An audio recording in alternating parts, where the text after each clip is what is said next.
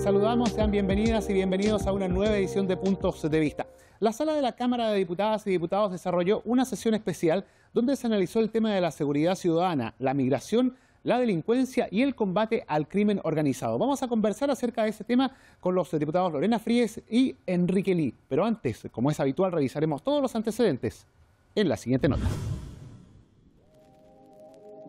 Abordar el accionar del gobierno ante el continuo aumento de la delincuencia y el crimen organizado en el país fue el objeto de una sesión especial de sala. En la ocasión se revisaron las estrategias gubernamentales para hacer frente a un flagelo que calificaron como indignante, dada la escala delictual y el incremento de los hechos de mayor connotación social.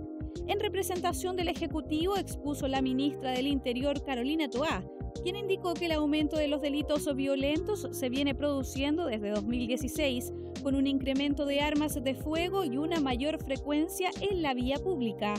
Frente a estos hechos y el registro de otros delitos, como los secuestros extorsivos, entre otros, Toá señaló que la estrategia gubernamental presenta 5 líneas: fortalecimiento institucional, contar con una política específica contra el crimen organizado y control de armas, intervenir los distintos territorios con planes concretos, reforzar la prevención, lograr acuerdos de Estado en materia de seguridad.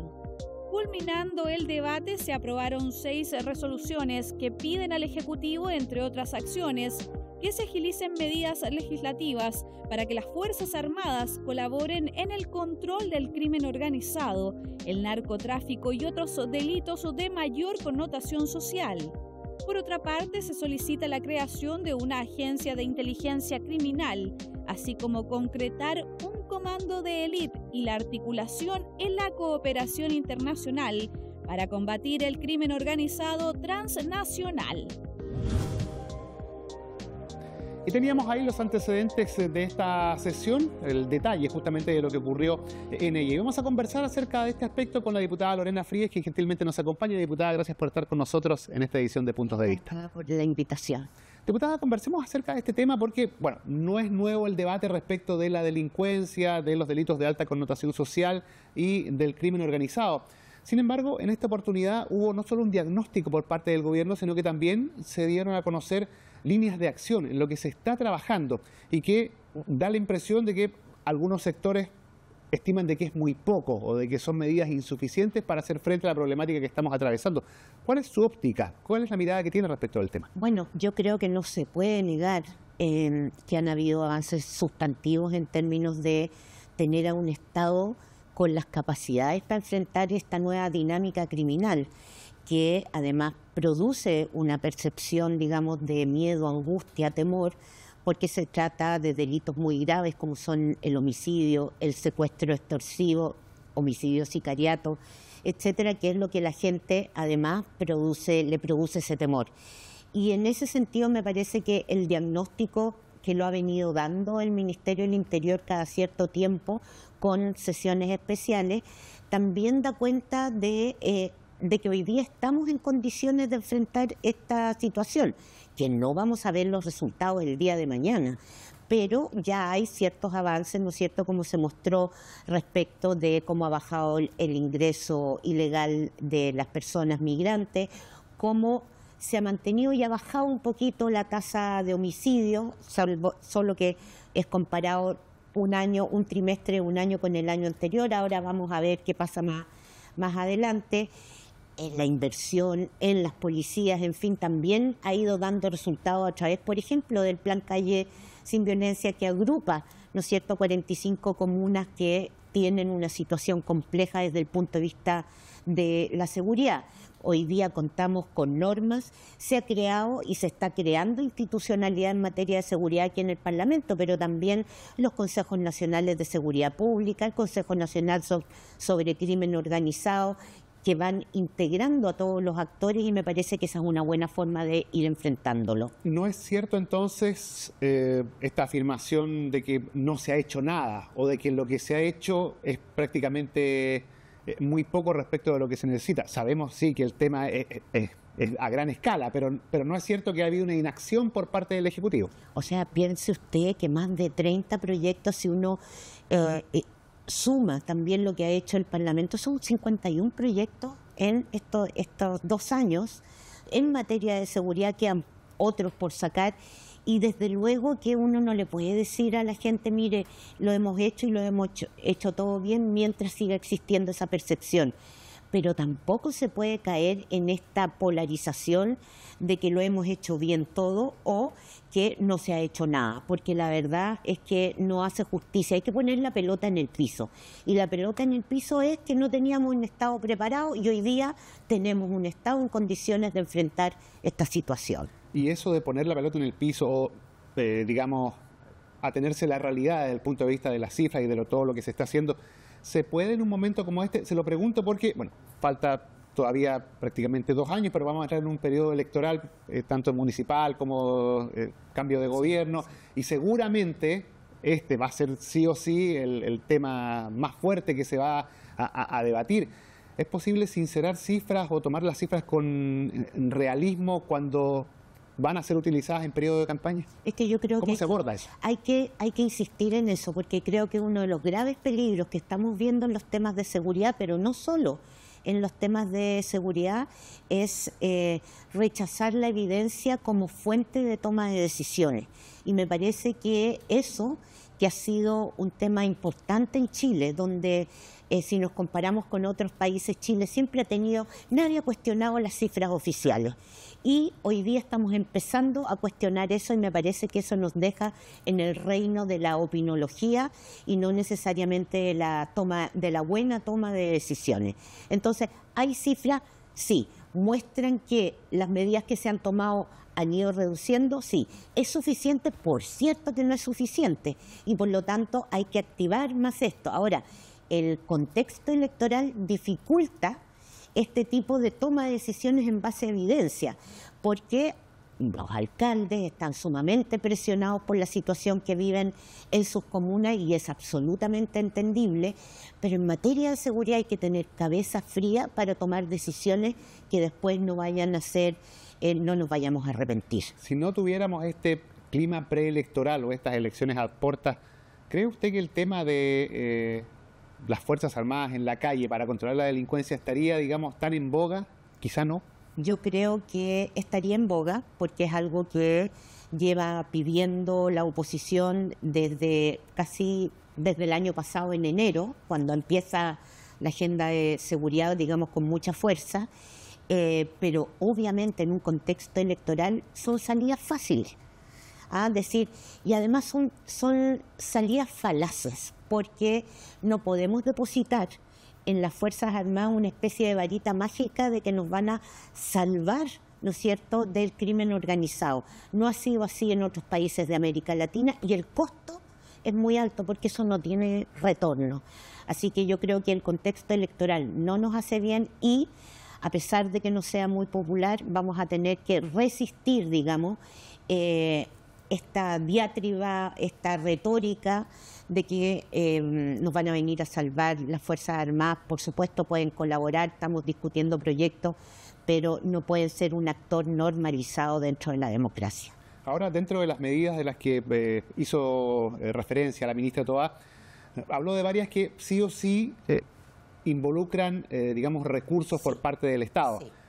Volvemos a un tema de discusión que no es nuevo, que es de dónde sacamos la plata. Sí. Si a través de reformas tributarias, si a través del pacto fiscal, si a través de otras medidas, pero ahí entramos en la otra arista de esta discusión, sí. Es la apertura por parte de la oposición de abrirse a estas nuevas formas de tributo o no hacerlo.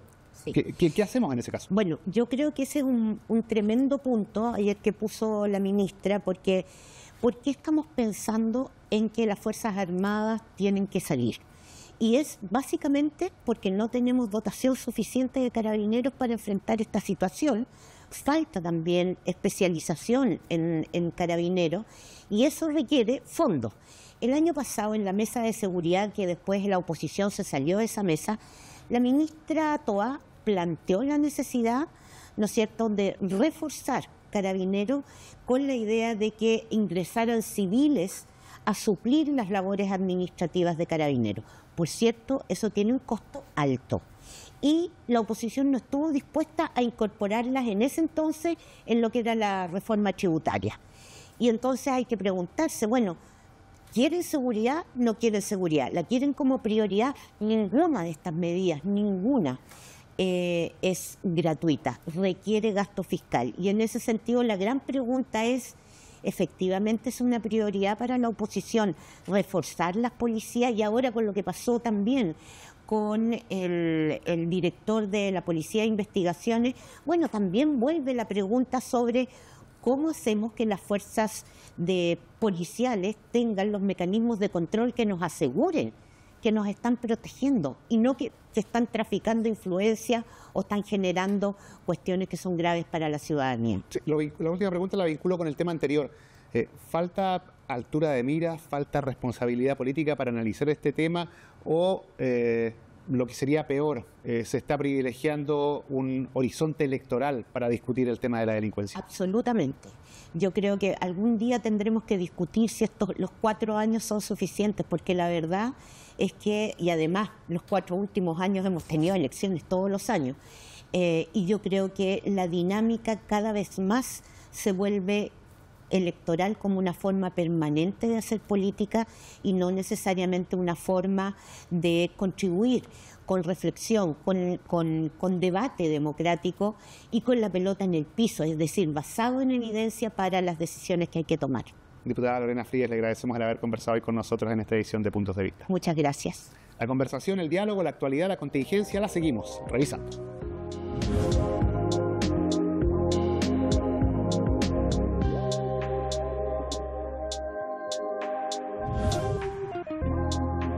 Y nosotros seguimos revisando este tema. Es momento de conversar con el diputado Enrique Ly, que gentilmente nos acompaña. Y diputado, gracias por estar con nosotros aquí en Puntos de Vista.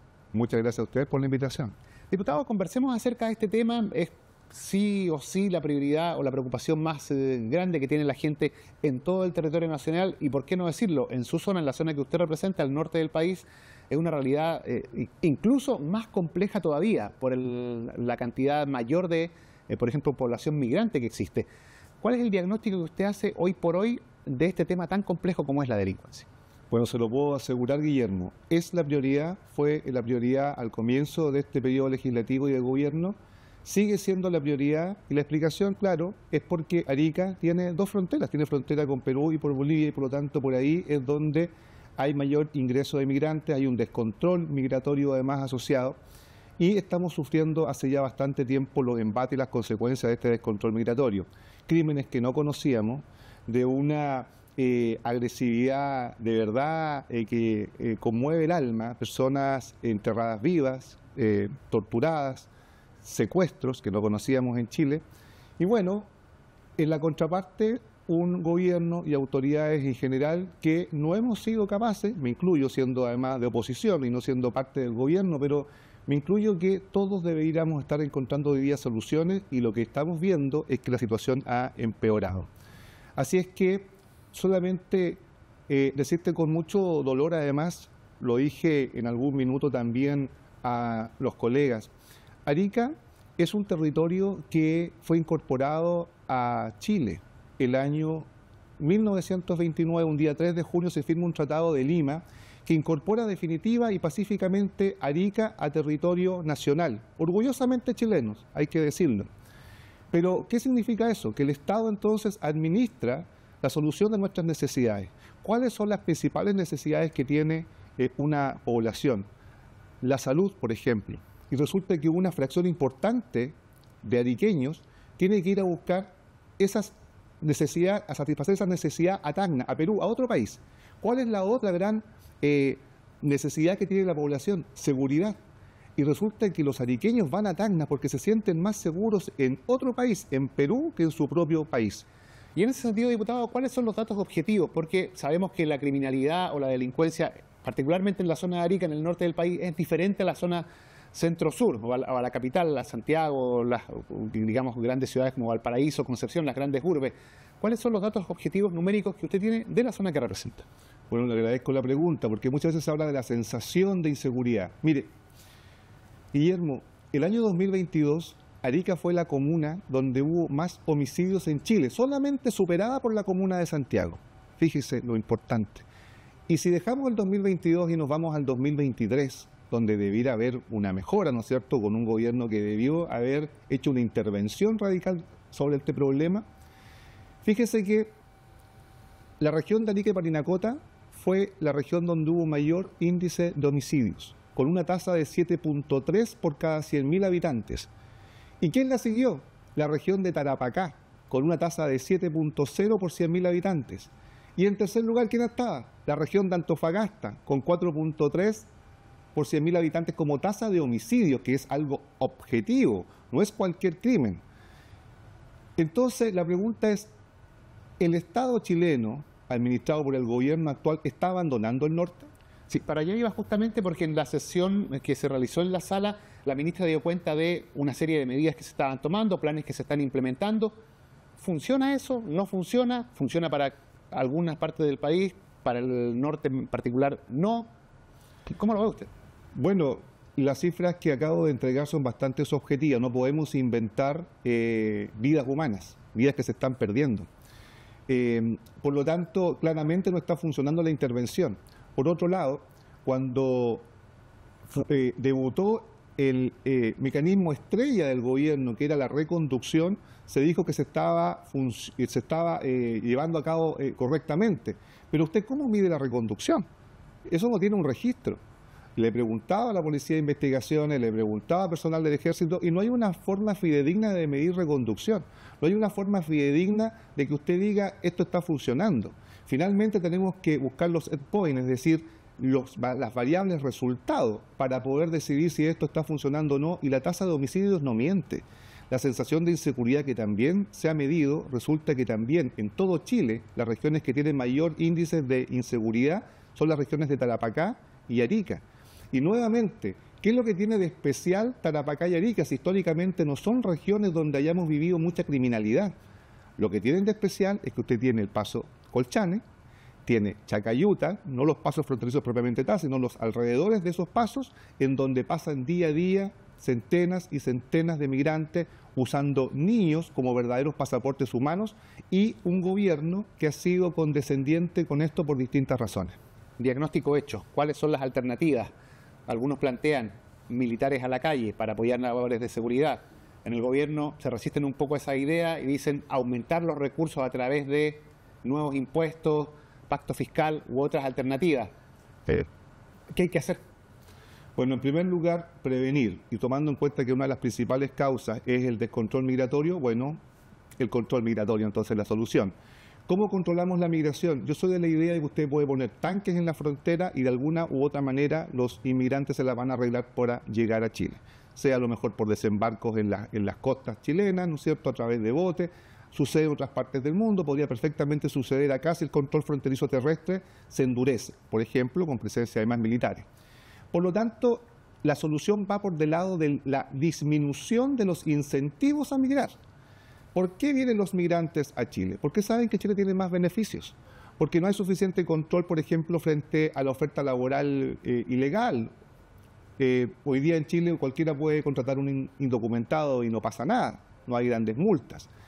Entonces, hay que disminuir los incentivos. Puede sonar un poco duro, pero resulta que uno está siendo humano con los propios inmigrantes. Ya van a ser 2 millones de inmigrantes en Chile. Creo que hemos cumplido nuestra cuota solidaria y humanitaria más de la cuenta. Entonces, cuando esto sigue aumentando, ¿quiénes son los principales afectados? ¿A quiénes se extorsiona primero? ¿A quiénes se asesina primero? Justamente a los inmigrantes. Entonces, con esta medida, lo que estamos haciendo en sí es proteger no solamente a los chilenos, sino también a los migrantes. Prevención, disminuir los incentivos que hacen que el descontrol migratorio siga sucediendo en Chile. Segundo, la persecución. Y para perseguir los delitos necesitamos fortalecer a nuestras policías. Y un camino obvio para fortalecer es el número de dotación, el número de contingente. ¿Pero de dónde se saca la plata para eso? Bueno, mire, ayer escuchaba a algunos políticos hablar de la importancia de los recursos, ¿cierto? Siempre son importantes los recursos. Entonces hay un sector político en Chile que trata siempre de obtener los recursos a través de los impuestos. de seguir castigando a la clase trabajadora para que del esfuerzo laboral una parte se lo entregue al Estado para que lo administre. Pero se olvide que hay otra forma también de obtener recursos, que es el crecimiento y desarrollo económico. Entonces usted puede mantener las mismas tasas de impuestos, de contribuciones, pero si usted crece como país, si usted se desarrolla como país, va a también tener más recaudo como Estado.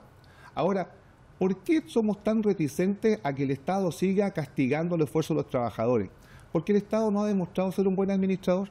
Este gobierno llegó al poder con una bandera de que iba a mejorar la educación en Chile. Educación gratuita y de calidad, decían, y todos queríamos eso.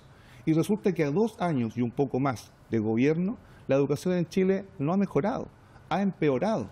No hay matrículas, los apoderados no pueden matricular a sus niños, no hay cupos.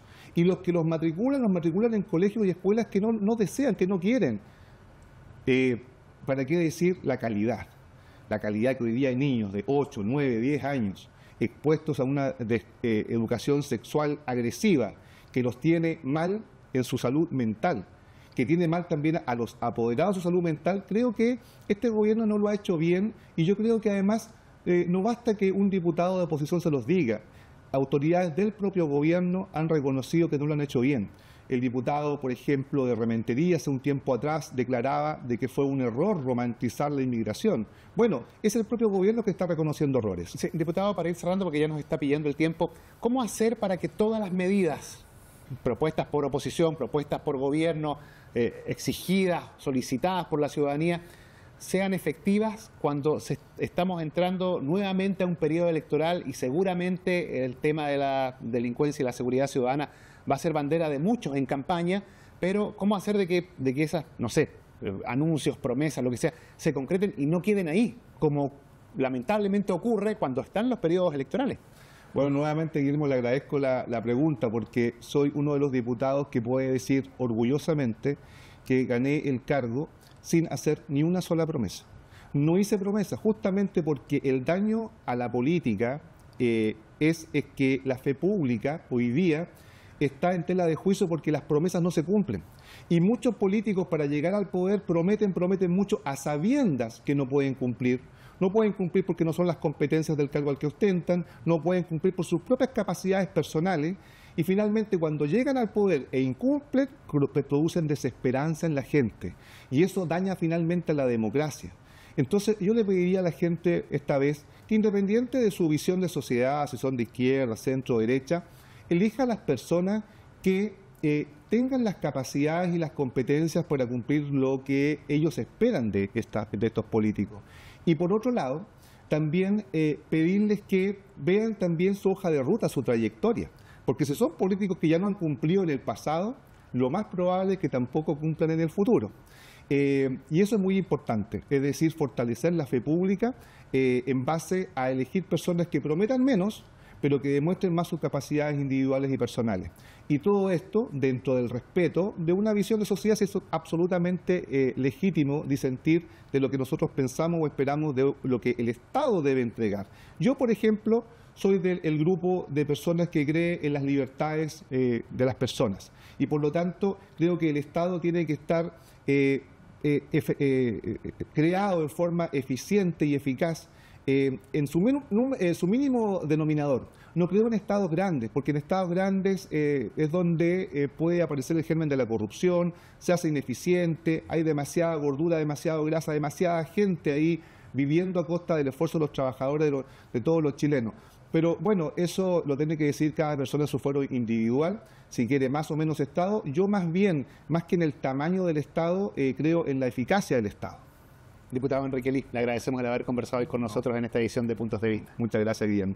La conversación, el diálogo, la actualidad, la contingencia la revisamos semana a semana aquí en Puntos de Vista. Siga en compañía de Cámara de Diputadas y Diputados Televisión.